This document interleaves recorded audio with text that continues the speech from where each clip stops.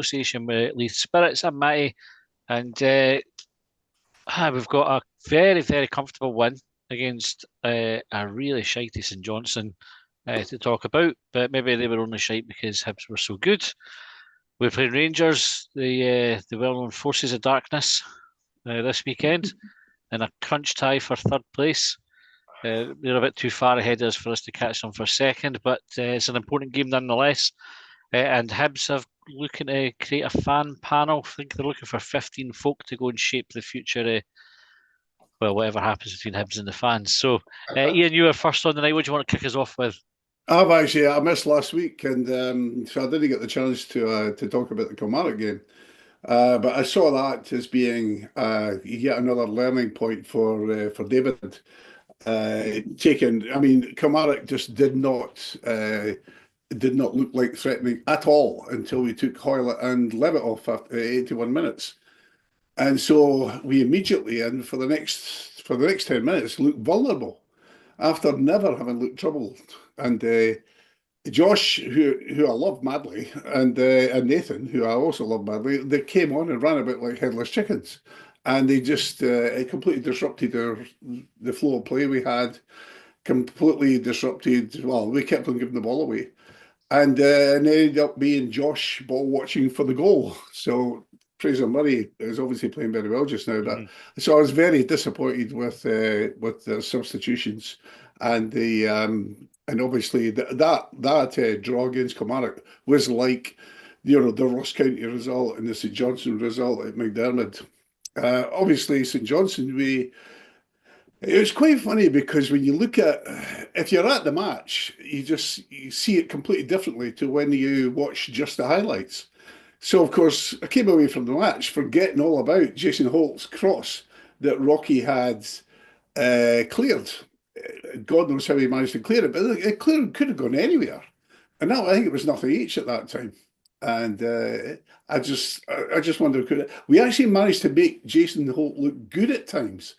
I actually, I don't hate many people in the world, but Jason Holt's up there with Hitler and Putin and people like that because of his behaviour. I think it was in 2014 when Rangers were playing us at Easter Road and we had to beat them and we didn't get promoted. And I remember Jason Holt's behaviour at the time was terrible. But as a result, I've always hated him and I look for him to get hurt all the time. And he's the only person I feel like that about, so I don't feel bad about it. But we managed to make him look good sometimes, but I think that's just because all the other St Johnstone players were so bad. But he certainly made them tick. Kukarevich should never have started. Again, I see that as David Gray's mistake. I've said for months he simply cannot and should not be played. Especially when we've got Dwight Gale, who's perfectly capable of playing. But Kukarevich, unless there's something that I do not know that we have to play him, right? But he's not only completely ineffective as a striker, and I've literally the whole season I've just felt he should not be playing. But he also can't receive the ball with his back to goal. He can't hold up play. He never wins a ball in the air. And believe it or not, on Saturday when our press was key, he was jogging to apply the press. He was actually jogging where everyone else was sprinting to close down. So unless we've got some agreement that we've got to play him, we should simply not play him. But it was a good result. It was a good result. So it makes me despair when I see Kukarevich's name being on the team sheet. There's a funny, mildly amusing thing for the Hibs Observer. They do a really good show where they do like the tactical analysis of the game. They do it on a Monday, and they show a chart called the XG race. I don't know if you've seen it, and it's like a sort of chances on the up and down axis and the time on the x-axis. So Hibs is kind of like a climb up like this, and St Johnstone's was just like a single line along there. It was almost completely horizontal along zero. Yeah. I think their XG was 0.04 Yeah, for you the said that. game. You said that on Monday, I And think. Yeah. and they had a 0% chance of winning the game, like sort of the Uh, probability thing, which gives you an idea how dominant Hibs were. What did you like about Hibs' performance on Saturday? And you kind of picked out Kukovic as a bit of a negative there. What impressed you about the performance? I think the way that Levitt just controlled the game, I think it was terrific. We looked incredibly solid in defence. Obviously, it's funny again if you watch I tend to like really small things, but I think we all saw that there was two rocky runs. There was the one that we scored from, but Yeah, there was the one before that as well, it was just really exciting to see him doing that. But Miller was great. I'm so glad he played Miller because Miller obviously played very well for Australia. Our defence just looked terrific. They looked completely in control. The more confident our goalkeeper can get, the better. As you said, they had one shot. We can't even, as you said the other day with Colin, you can't even remember when that one shot was. But we also had 6 shots on target, which is much better. So against Kilmarnock, we had 3 shots on target. Against Celtic, we had one, Hearts 3, Dundee United 4. And so this is the most shots we've had on target for a long time. The thing I remember most, and unfortunately you can't see it on the highlights. Not only can you not see it in the highlights, but you can't see it on Hibs TV. And I think you can only really see it if you're in the East Stand. And it was fabulous. Again, because I hate Jason Holt so much, it was right at the end, literally right at the end. And the ball was kicked. I think St Johnstone probably got a free kick or something like that. It was down near the corner flag. And the ball was moving. And what happened was Lewis Miller sort of kept on stepping over the ball. The ball was still moving, and Holt was expecting him to pass it back to him. And, and Miller kept on stepping over the ball. He was just taking the piss out of Holt. And Holt obviously shouting something at him. It was just hilarious because, of course, Miller's so dismissive when it comes to stuff like that. So I love what you called there the shithousing, yes. shithousery, and I just thought it was brilliant. So I really enjoyed the game. As I say, that if that Holt's excellent cross, if Rocky had put that in instead of putting it out for a corner, then it might have been completely different. But I enjoyed the game. Good. Other John, bring you in. Welcome back. You've been on a wee hiatus from the podcast for a couple of weeks. It's nice to see you again. Yep, it's interesting having to wait for your phone to beep because again, I missed the home game last week. I'll be back for Dundee next week, but it's getting the goals and just gradually seeing it go 1-0, 2-0. Stats are telling you that St Johnstone aren't in the game. I didn't bother listening to Sports Sound or anything like that. And speaking to my son and my brother that were there, it was easy to the point of became a bit routine. Hmm. Almost felt a bit like the sort of the Queen's Park game in the League Cup at the beginning of the year, where so far ahead, so much in control, no real concern. And it sounded like, remember a few years back when Hamilton were on the way down? I mean, we had games against them where actually we were just turning up and it was playing through. But the interesting bit for me was listening to Gray afterwards. The fact that the plan was to give a team the ball, and I think it's been mentioned on Hibsnet and a few other people have said, yeah, they're trying to play possession football with players who don't have the ability to do it. I mean, and who are just getting caught out up the pitch as we were doing last year. So it was absolutely wonderful just to sit and see a fairly routine victory against St Johnstone. They're not getting a last minute equaliser for a long punt in the box. There's nothing like that going on. And it was smiles. I mean, it's, yeah, going back to, was it the 47-48 team? Jock Cuthbertson and all the other sort of great top 10 scorers that were in that. I think it was 4 of the top 10 scorers are there. And you've got Boyle trying to get, I mean, Boyle's going to get to 114 to get into the top 10, but if he can get to his 100, maybe he needs to take that contract. Aye. Aye, 'cause I don't think he's going to get to the 100 this season. Not without running up a big score against somebody. But Were you concerned going into the game at all, John? I, if I'm honest, I was more concerned about the players coming back from internationals because I was minded of the Dundee United away game where Miller came back and had an absolute mare in the first half. I mean, just didn't he seem to know as if he'd put his boots on the wrong feet. He Mm. got outrun for their goal.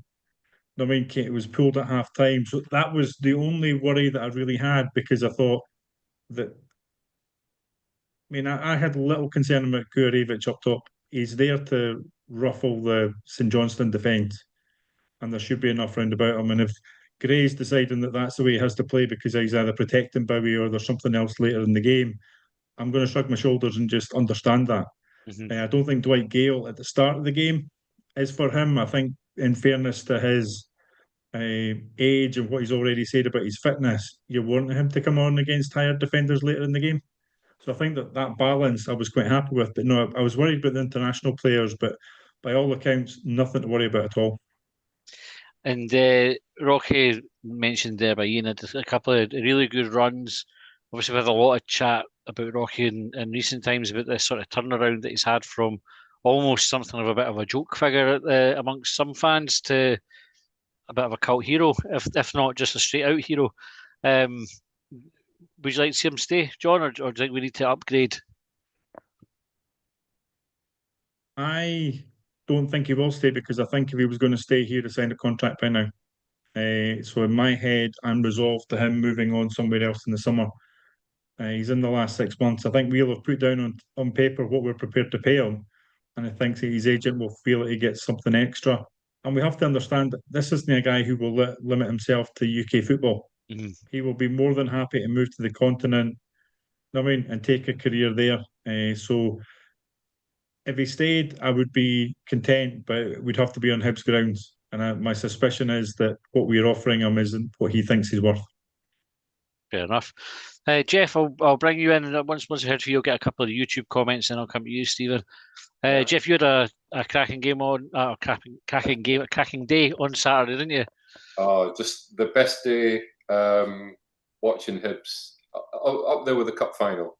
Personally, we won a charity auction prize to meet Davey and the team before the game, hospitality, and we won. And they were just so, to give us their time before the game. Obviously, it was after they'd done all the prep and before the team came in. And they were good. Yeah, my big worry was that I've been wearing this top since we started our unbeaten run.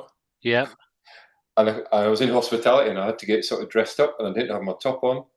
And I thought, I'm here, hospitality, meeting Sir Davy and the team. You know what's going to happen. It's going to be a boring 1-0 to St Johnstone. That was my big fear, that the whole day was going to be kiboshed. But fuck me, did we not kibosh it? It was great. Really nice, yeah. And I'm glad that Dave listened to my tactics about pressing St Johnstone, the way they play, and obviously it paid off. You saw him rubbing out whatever was on the whiteboard before. Exactly. I went up, I had to rewrite it all for him, and the biggest thing was kick that cunt hole as hard as you can. Whoever's near him, little Jambo Hun twat that he is. So yeah, they're really good, really good. It was interesting. I'm not going to disclose everything we spoke about because I'm not sure how much is out there, but how VAR has affected the way they defend corners and stuff like that. It's really interesting talking tactics.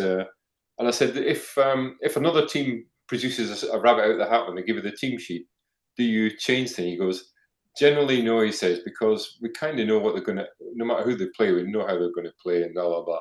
He said the exception of that was, he said when they played Kilmarnock, McInnes was expecting Campbell to play and had set a load of plans around dealing with Josh Campbell. So really interesting to hear. He said McInnes had a word with him after the game. And I was like, yeah, that's interesting. They weren't expecting Levitt, Hoylett, whichever combination it was. Yeah, quite interesting. Yeah, they're really good. And top team, you've got David, just down to earth. What you see is what you get, which is nice to see. Craig Sampson's a bit of a character. I can see why he's there, as well as his coaching ability. You'd run through brick walls for that team, that coaching team. That's really what we're seeing on the pitch now, Jeff, isn't it? Like that sort of the manifestation of that sort of point of view that players will run through the walls for not just for the coaching staff, but for the team as well. Yeah, for their teammates. Yeah, I mean, they're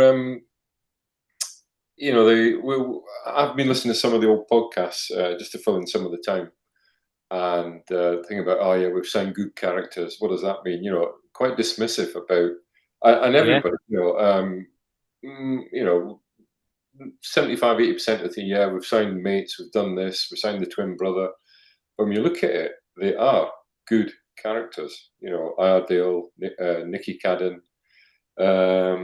Jordan Smith was really highly praised by the team for his character. I won't go into exactly what they said, but off air I'll tell you. It was really, really interesting. And you can see the management team. You've got Gray, you've got the bubbly, right, really jokey, but knows what he's doing, Craig Sampson. You've got Liam, who's a bit quieter, but absolutely knows their stuff. And it was, I was like a fanboy. You know, you've seen the pictures. I'm like, it's grinning like a fucking loon. That was before I had too much beer. So yeah, good day. My brother enjoyed it. That was it was for him as well. He's had a hard time recently. So yeah, good. And what would you do with Boyle? I mean, John mentioned there with Boyle going for his 100th Hibs goal. He's obviously out of contract at the end of the season. How would you like that situation to resolve itself? I would love to keep him, but on Hibs terms, if we're he's our top goal scorer. You always want to keep your top goal scorer. He's not suddenly going to stop scoring next season. But is he worth the amount he's getting paid at the moment with his age and his injury record? There's a lot of things that we don't know. I'm sure that's been discussed. But if there's a chance of keeping him, keep him. Other teams hate playing against him. Even he's a bit slower. He pops up all over the place. He's he's a good character in the dressing room. There's that word character again. But it's got to be, if the rumours, we know nothing. I mean, do we really know what he's getting paid? He's the top earner, we're told. Can we get a young Boyle from somewhere, develop them for half the wage or even a quarter of the wage, and spend the rest of the money on a desperately needed number 6 when Triantis goes, or a centre forward to help Bowie? You don't know. But I would hope they're trying to keep him. But whether it's on, I doubt it will be in the current wage that he's on if the rumours are true. But again, with Rocky, as who was talking about Rocky, John, I think he's away. I think he would have signed by now.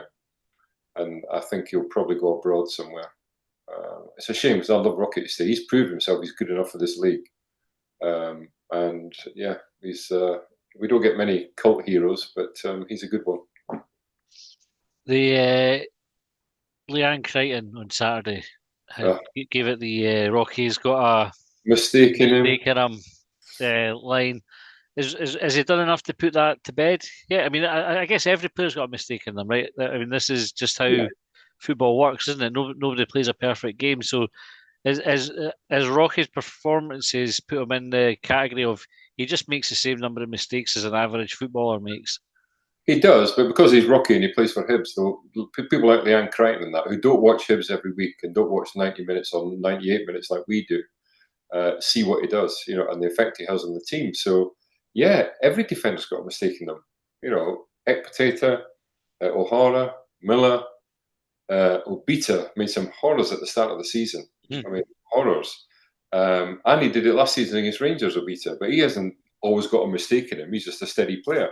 But it's Rocky, so the dialogue's been written for Rocky, no matter what he does. And John's mentioned he nearly scored an own goal. Well, they actually cleared a very difficult ball. All right, it could have gone anywhere. And we did all sort of go when the ball left his foot. I was expecting it to nestle in the net because it was a very good cross by that little Harps cunt. But, it's just the way it goes. I'm perfectly happy with Rocky keeping his place in the team. And if he makes the odd mistake, so what? Look at what he does. Look at the goals he scored. The effect, the galvanising effect he has on the team when he does start going forward and the fans get behind him. Bollocks to Leanne Crichton. Did you want him to take the penalty? Yes. I'd like you were the only one. There was a lot of. But with my hand up, as an ex-centre forward and somebody who went through periods where I couldn't hit a barn door with a fucking banjo from a yard, I'm glad Bowie took it and gets a goal because he had a bit of a mare when he came on. He just tried too hard. But yeah, I'm happy with both scenarios. It was good. Matty, see in terms of Rocky. Yeah. I know that we all go back to the Aberdeen game, the 3-3, but how important was it that own goal at Tynecastle didn't really matter because of Dwight Gale's goal? Yeah. Look at the way the Hearts fans went for him. You look at the way that, Hibs, we were on top of that game. It's an unlucky slice. It's just one of those mistakes that seem to be sticking to him. Dwight Gale, lovely caress pass. Gordon takes it away. We get the corner flag at full time. We're singing. We've now got a new Rocky Bushiri song thanks to that game, and that seems to be as important as anything else. That when there has been a mistake, the rest of the team have dug it out. Aye. Yeah. Or he's got away because he had the mistake against Rangers just after that as well, didn't he? Where Yeah. we'd got it back to 3-3 and he misjudges the bounce, and I think it was Eggman hit the post with it. So, but I mean, this is exactly what we're saying to If Jeff. you're playing in though, the middle of the back three, if you're the middle man in the back three, you make a mistake, it's as bad as a goalie making a mistake. Yeah. That's the one way of looking at it, because you're giving away chances. Yeah. A game against Rangers, he made the mistake, but there was nobody around helping him. You know, there were players who could have. That's the one criticism of that game was they should have anticipated that. You know, you always think if you're the other defender, they might make a mistake. You cover just in case they miss the header or they miss the tackle, and there was nothing around him, which was the only. I mean, there was a lot of good things from that game, but you can't ignore some of the basics. Okay, on YouTube, we've got Ian Toghill said, thought we may struggle to get a result against the Saints. Historically, we do struggle against lower table opposition, but this time was a walk in the park, as it should be. Stevie said £20 on -2 at 11-2. So a big thumbs up and a happy face there. And he asked, interested to know who Hibs fans think has been our best player this season. I suppose I'll be around the table then. So, Joe, I'll start with you and work back. Who's been your player of the season so far?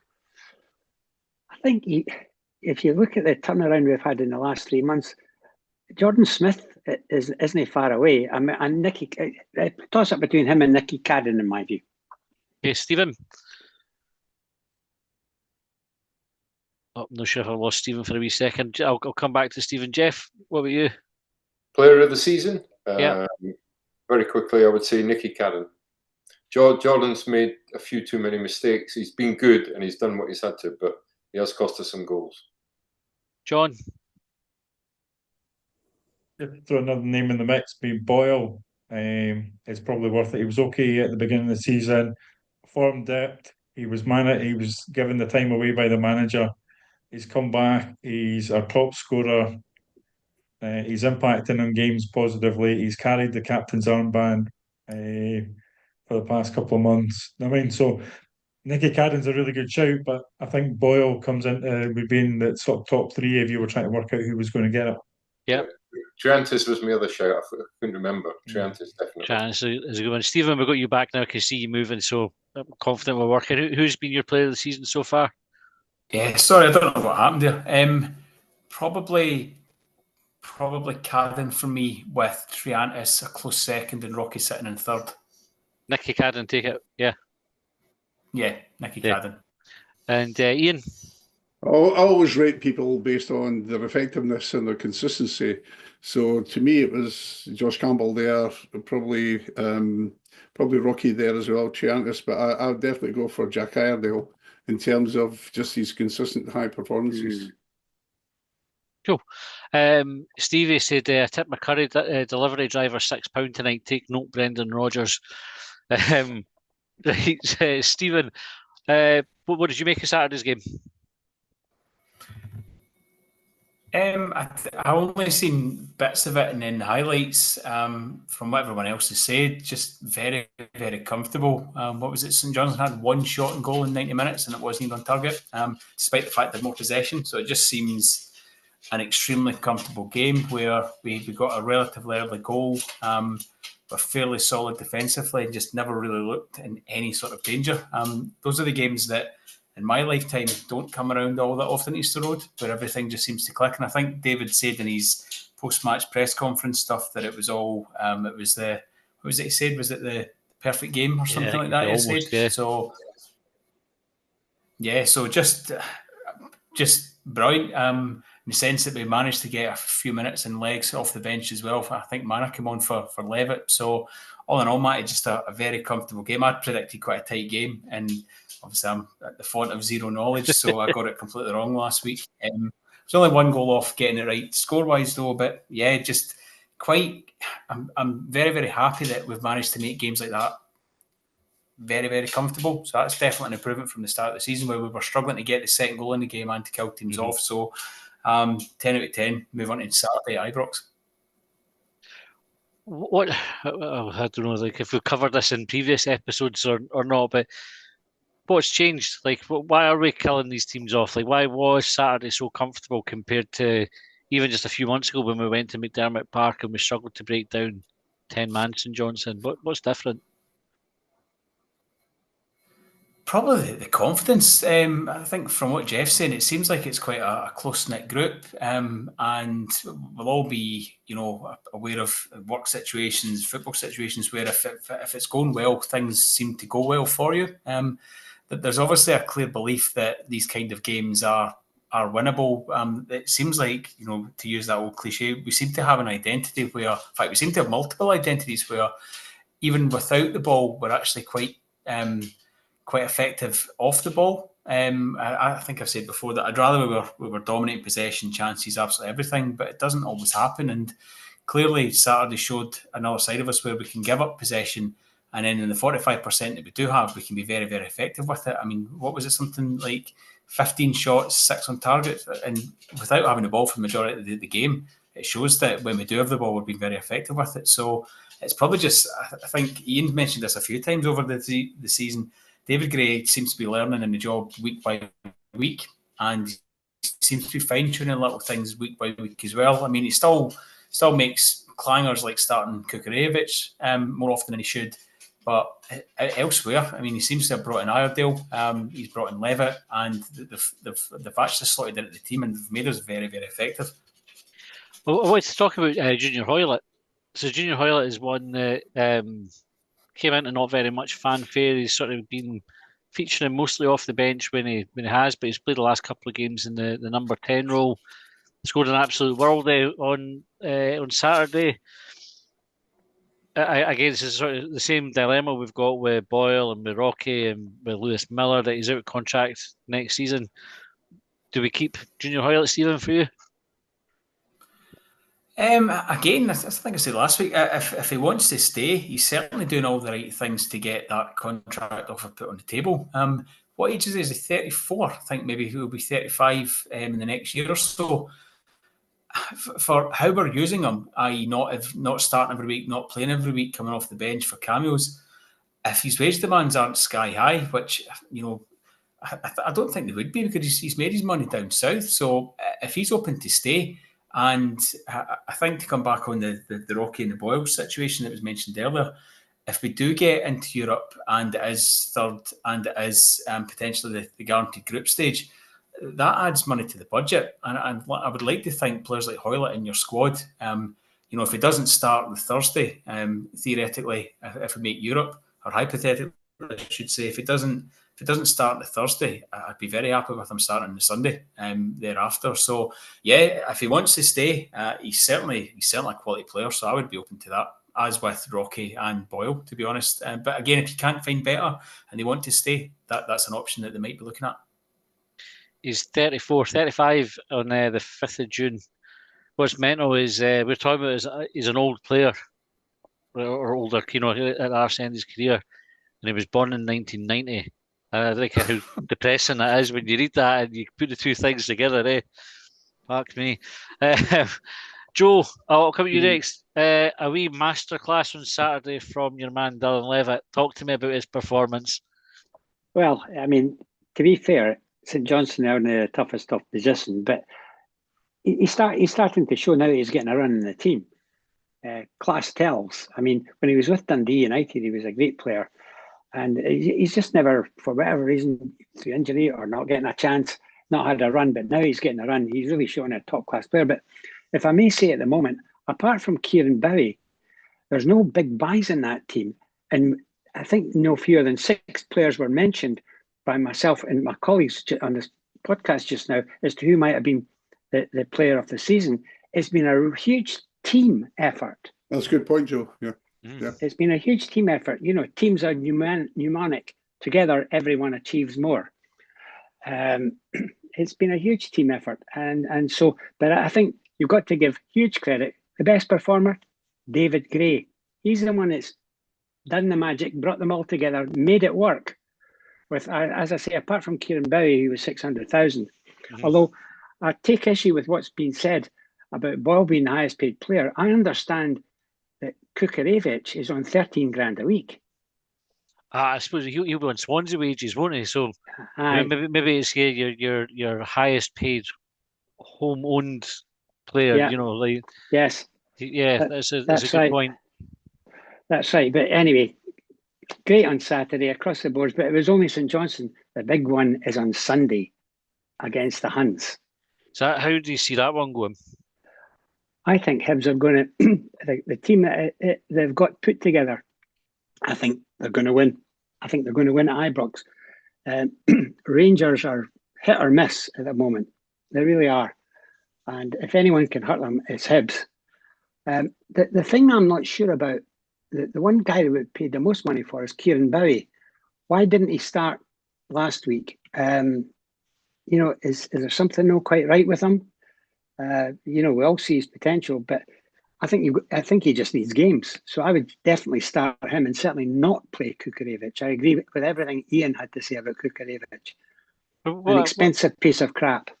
Well, I understand, and I think it was Joel Murray had said it on the Hibs TV commentary, which you kind of read about later, that there'd been a bounce game in midweek and Kukarevich had really shone in it, and I think that had maybe influenced Gray's thinking, particularly because I don't think Bowie was especially good against Kilmarnock.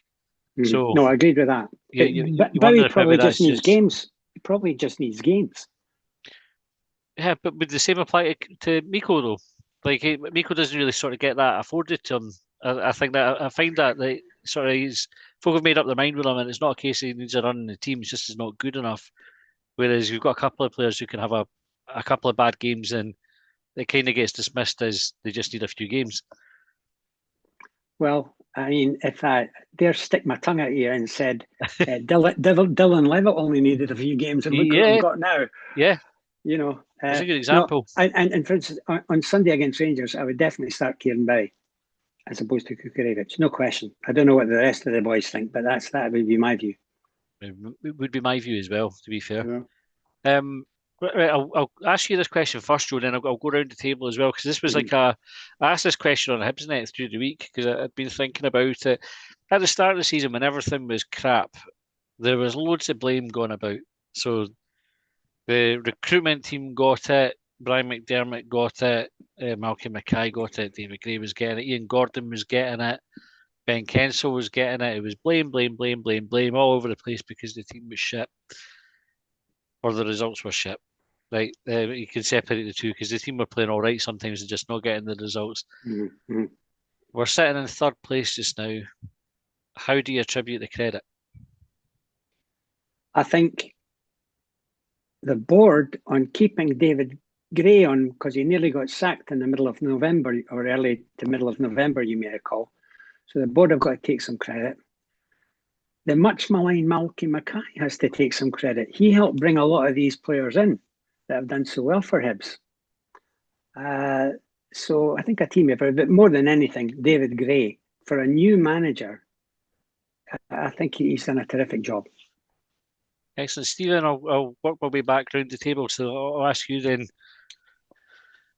Whoever was dishing out the arse kickings, to be honest, because there was that. I remember the defeat at Dens. That was the lowest point I can personally remember since probably the relegation season. And don't get me wrong, there's been some shitstorms in amongst that period. But I honestly thought after the Dundee game in November that he was done. I didn't see how David Gray, the coaches, the group of players, I didn't see anybody within that was capable of turning it around. So I don't know if it was maybe was there maybe an international break after that defeat where it looks like there was maybe a lot of work done, or I could be wrong, but something happened, and then that victory away to Motherwell. I know it came just before the Celtic game, but that victory away to Motherwell seemed to give a bit of belief, and since then it's just been 2 defeats, both against Celtic. So you'd have to say it would be there's bravery from the board, which has probably led to David Gray staying. The hard work that David Gray and then the coaching teams put into the players to get them playing to what he wants them to do. So probably a bit of a cop out here, but probably praise all round for everybody actually getting their finger out their arse and realising that we are Hibs and that we are a big club, and that, you know, for a lot of them it might be the last chance to potentially stay at the club and maybe get a move better elsewhere. So just probably a big all round, really, Matty. Can I just come back in for a second, Matty? Yeah, of course. Just I think Joe Newell coming in and pulling the team all around him, that seemed to be the catalyst that made Hibs take off. Newell's come up in conversation a few times, and it's probably a good example of folk really hammering somebody at the start of the season as well. There was loads of chat about him not being a good captain and all the rest of it.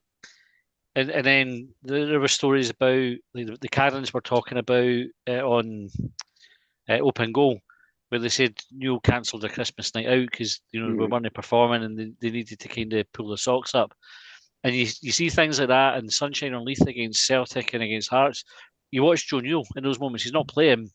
He's pulling everybody together to kind of go in and enjoy the moment. So I think you've done well to call it out, Joe. I totally agree with you. Jeff, you get your hand up.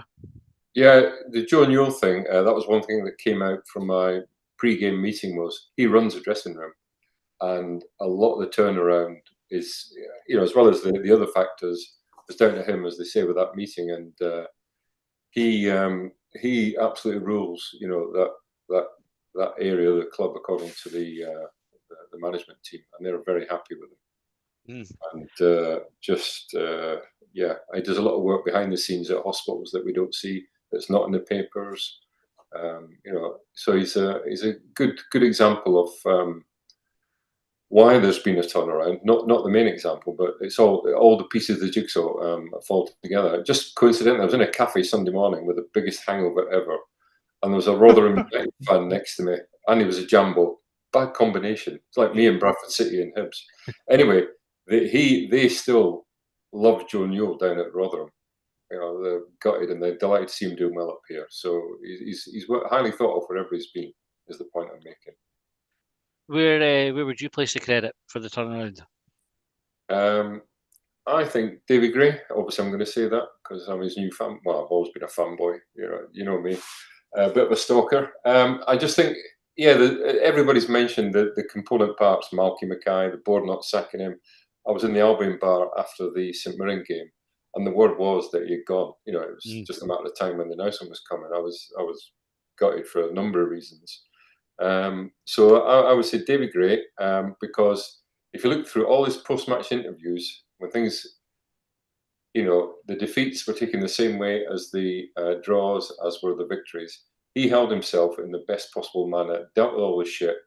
He knew the team were playing well and not getting the results, apart from St Mirren, Dundee, St Mirren twice actually, Dundee, and the Celtic game at Easter Road early doors, which was a non-event. So I think credit's got to go to him. And the pressure he was under, you know, the majority, I think I would say the majority of the fan base had turned against him by the Dundee game. When you listen to the phone-ins, I would say 2/3 of the people on this phone-in and other forums were saying he should go. You know, it's not a matter of if, it's when. One or two of us were sticking by him, saying, well, give him what's the point in getting rid of him? Because give him to the end of the season at least. You know, anyway. So, I'm definitely in David Gray's camp. But credit to Malky Mackay, credit to the board. Whether we're giving credit to the board, but maybe there wasn't another candidate out there. You know, they wanted to sack him, but when they looked around going, well, actually, the person we want maybe isn't available, or there just was no credible candidate, let's just keep him on. We don't know what went on. Yeah. We've heard rumours I've heard two different stories about why he never got sacked. Both credible, but you don't know. Yeah, there was a lot of rumours flying about at the time, weren't there? Yeah. John, what about you? If you were sort of assessing where to give the credit? I think it sits with David Gray and the coaching staff for putting the right structures in place round about the team. Because I think I was speaking to somebody round about that Dundee game, and I was saying, look, I want Gray to stay, but he has to change something in the background. And what came back was that other than goals scored, Hibs are better in every stat than Aberdeen. I mean, so when people in the background were looking at what Hibs were doing, we were coming on, a lot of us, onto these calls, and we were frustrated that we'd done something stupid to lose a game. We were playing well. Ian can take us through Ibrox. I mean, we were up at Dundee United. There's so many good games that we'd done there. I mean, and so much was going right, and we found a way just to fuck up. So the fact that we had a management team that was putting the grounding for success in there, and credit for the team for having a good hard look at themselves, because they stopped. The idea was they couldn't feel sorry for themselves. They just had to stop fucking up. These are guys who have been in the top 0.1% of people who wanted to play football.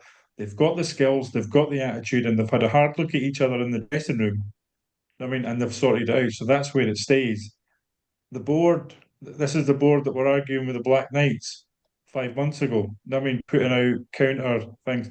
The board are still, I mean, David Gray's got the Tricky second album coming up. I mean, so we'll see whether Malky Mackay has been a success. We'll see whether the board have been a success this time next year, because that's where their backing and their support and the structures that are in place become important. Have we properly sorted out the relationship with Black Knights? It sounds like we have. So that's coming from the Black Knights side. I mean, we don't have a CEO at the moment, so we don't know what that CEO's involvement is going to be day to day and what their impact's going to be. We don't know what Malky Mackay's got running for the summer. We don't know how the new guy who's gone into recruitment is going to perform going forward, who's came up from Bournemouth.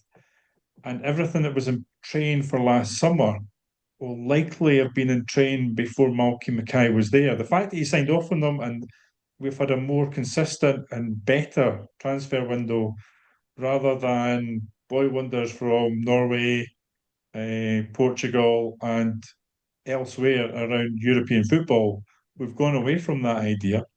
I mean, and no problem to those guys. We signed them on contracts. That wasn't their fault. But yeah, so there's lots of work for the board to do to say they've got it right. There's lots of work for Malky to do to say it right. But the turnaround comes from everybody who's in that square building at Eastmeads. My thoughts.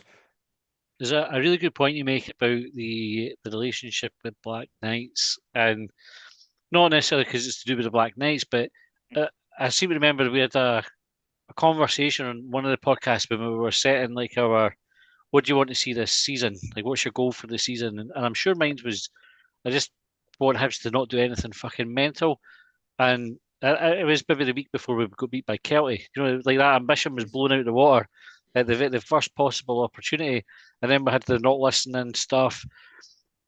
But I don't think, like touch wood, I don't think we're doing anything mental now. We've got a board who seem aligned. If you listen to the noise for the club post the AGM or at the AGM and after it is very much a tale of them working with Black Knight. There was a podcast I shared on the Patreon that was Tim Bezbachenko.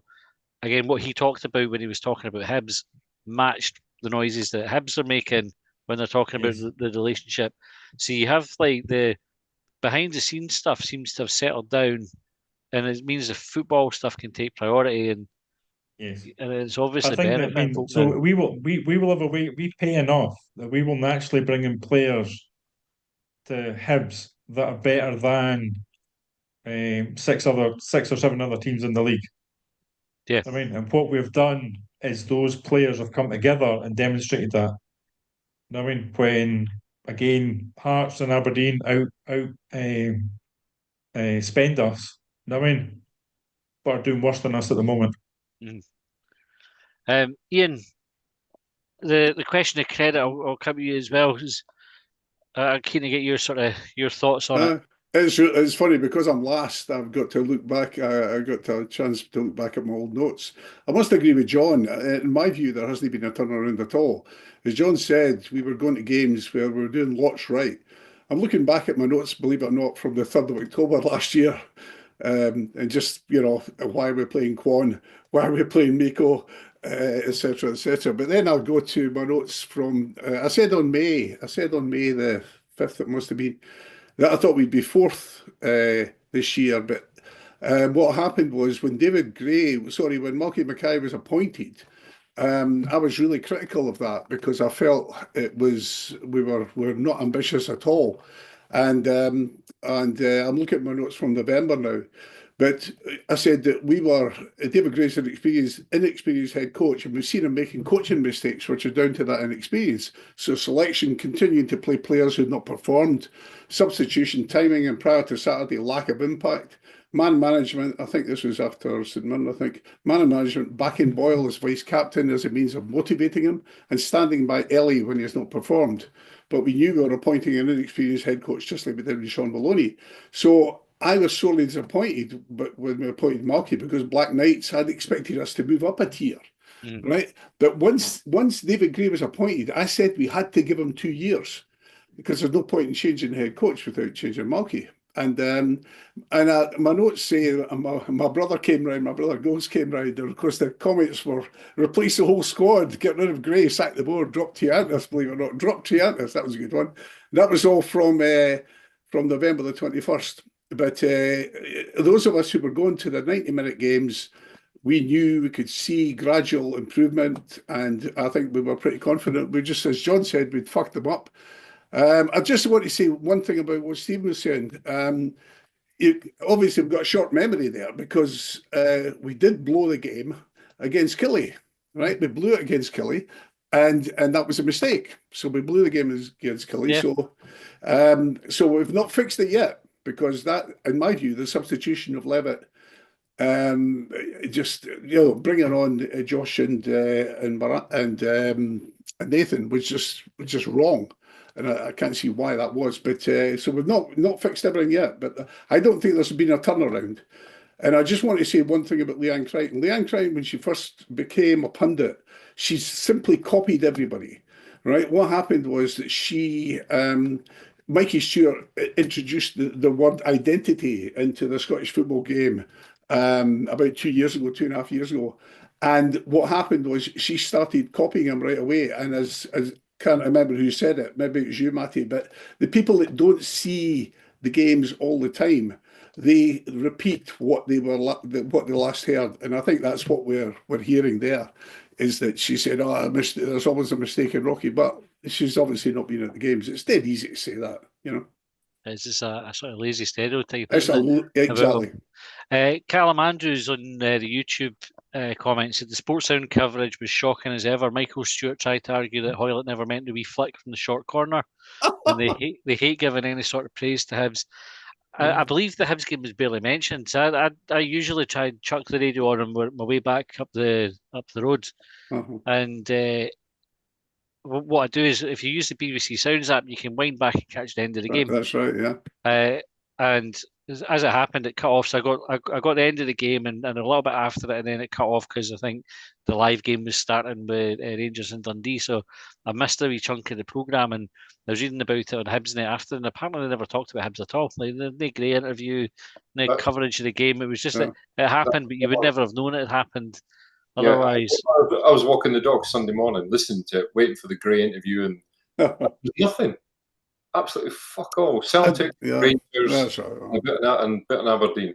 I just wanted to say something about Rocky since we covered it. Yeah. I mean, I know I keep on bringing this up, but when I chatted to Rocky last year about his performance, or the lack of selection, if you like, from the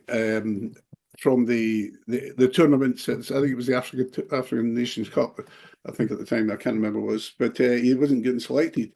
I think his selection and his selection in the game, his first selection, I think that's given him even more confidence. But I think if we get Europe, that's an attraction to a number of players, including Rocky. I think that would be. I think it's a big shop window for them. You know, if they wanted to get a really big move, like I think Rocky would get a decent move just now anyway, based on the season that he's had. But if he was to go and repeat that in European football, and with the exposure that gets, then there'll be bigger clubs than the ones that are sniffing around him just now that would come in for him. And the same goes for a few of the boys, I would say. Right, I'll stick with you. Last few minutes, we'll preview the Rangers game. How do you see it going this weekend? Like Colin, I was at the Hibs Rangers ladies game in the final. I just like to mention Erin Clacker's brilliant double saved. If you've not seen it, was please tremendous. look at it. And but also if you look at the ladies' third goal from last weekend, tremendous. I think we have to play the players that might scare Rangers. So I think if we play Gale and Hoylett, then I think that could scare Rangers. I don't think playing, anybody else would actually scare Rangers. So I think we've got a chance. It depends on which Rangers team turns up, but I'd like us to start Hoylett and start with Dwight Gale up front. The last game against Rangers was the 3-3. Yep. We went behind quite quickly in that game, two goals down, and Gray shifted it. I think he said after he moved the players back 10 yards effectively. Yeah. We didn't press as aggressively or as highly as we'd set up. Yeah. Do you think that's how we'll start this time? Is that like the sort of the natural conclusion to draw? Is that we'll sit in and try to frustrate them? Yeah, I think it's got to be that.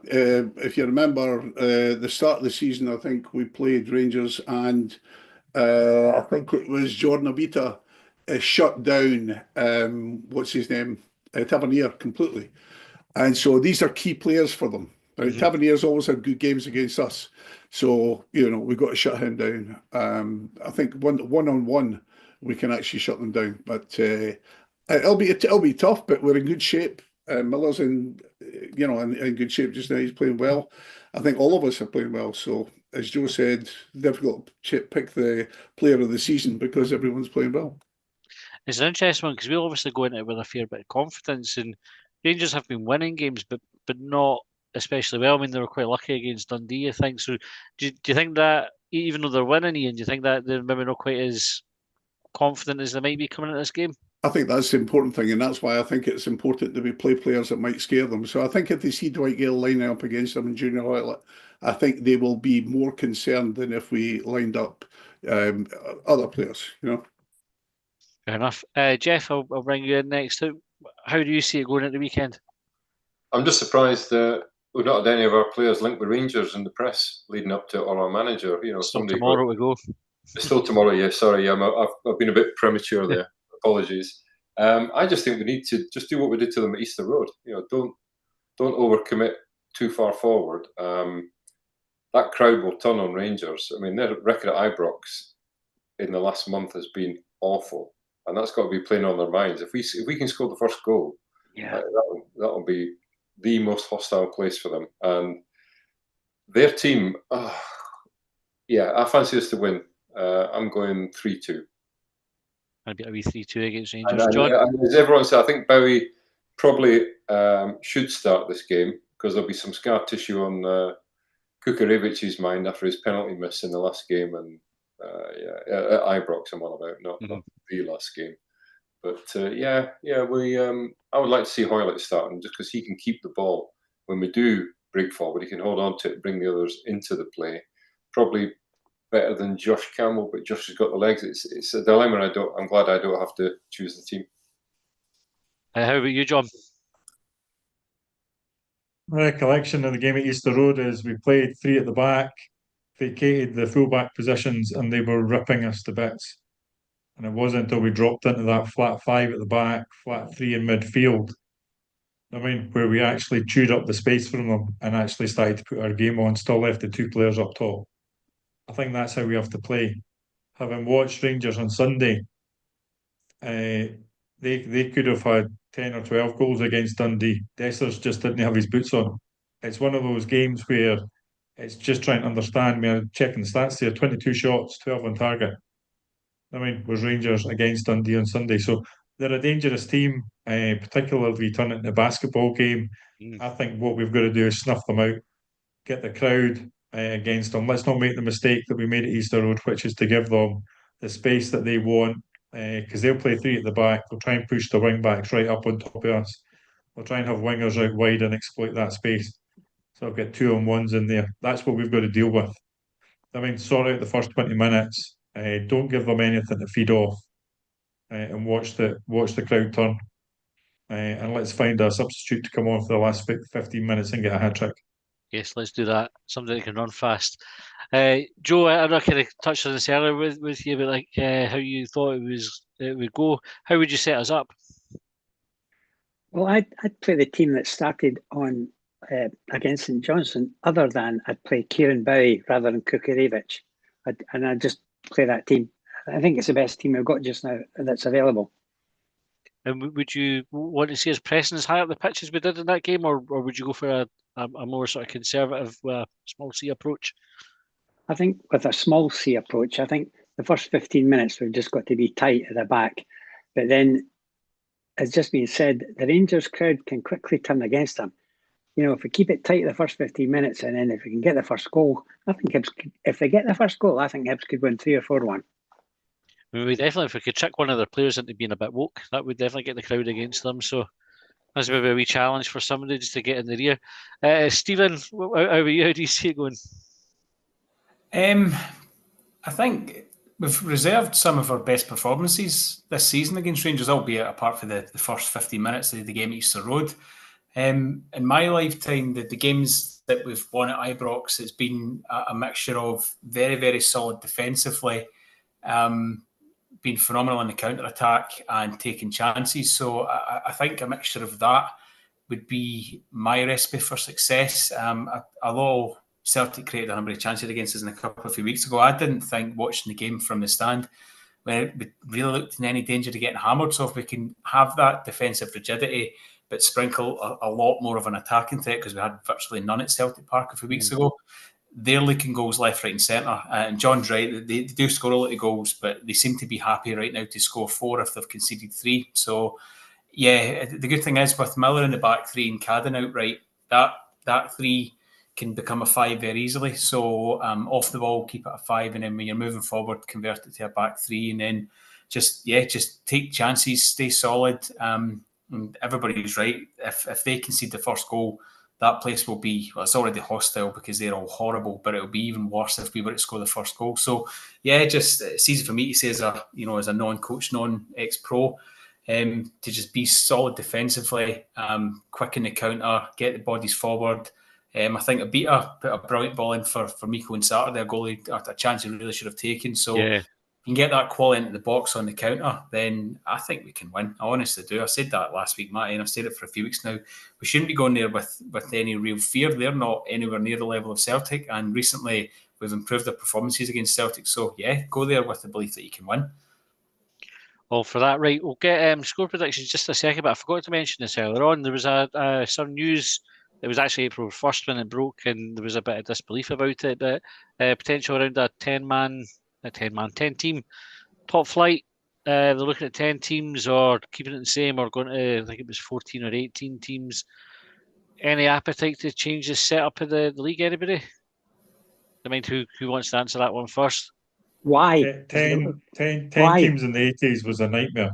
It was absolute 36 games, 2 going down. It just was, nobody could really play.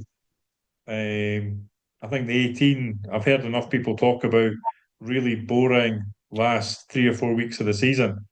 I mean, with nothing to play for because you're right in the middle. The split gives us something. I think the best comment I saw, I think down the slope I've got the chat going at the moment, and somebody put on that, but the split's what serves it. And the answer back that was right is, yeah, when we're in the top half. I mean, the split's rubbish if you're in the bottom half, but otherwise it gives you something to deal with. So now, if they're going to increase it to 14 or 16 and they've got a way of incorporating a split, yes. I just suspect that this is one of these that they're throwing all options out. And when you don't get a 10-team league, you think that you've got something better. Aye, fair enough. Jeff, you put your hand up there. Yeah, I lived through the 18, the 16, the 10, the 12, back to the 10, then the 12 team again, and 12 was undoubtedly the best. The only thing about the 18 and the 16, we didn't have so many European places to play for, so that kind of gave an incentive. We got an extra UEFA Cup place around 76, 77, which made it slightly more interesting. But the 12 has been the best option. I personally don't like it. If we could increase to 14 and keep the split, as somebody just said, keep that interest, and I'm not sure how you. But if you're in the bottom 7 or 6, unless you're fighting relegation, it is, as we knew from last season. Boy, it's or the season before with Monty's team, that was even worse. Yeah. Oh well, yeah, last season. That was last season, yeah. Sorry, I'm still trying to erase it from memory, Jeff. Nobody's going to blame you for absolutely. that. Yeah, my phone never got so much use at a game as I did with those games. So yeah, I think keep it at the 12 unless there's clearly a better idea. 18 or 16 is probably just too many. 14, it's the 4 games a season generally against Celtic, Hearts, Aberdeen, Rangers, and one other. It sounds on paper a really good thing, but I remember the days when playing Celtic at Easter Road and Rangers was a big occasion. It was, you knew you didn't have another game against them. Same with Hearts, and I'm not sure. But I think at the moment stick with 12, unless there's something definitely better. 10's not the answer. We're going to develop young Scottish players. They're not going to get a chance in a 10-team league. Yep. No manager is going to throw them in. It's bad enough in a 12-team league. The only thing about 14 league team, we might see more youngsters coming through. It was probably easier back in the 70s because there were no PlayStations, other distractions. We had a lot more kids playing football, but they were given a chance. If they were good enough, they were in the team. Fair enough. Stephen, you had your hand up first, then I'll come to you, Ian.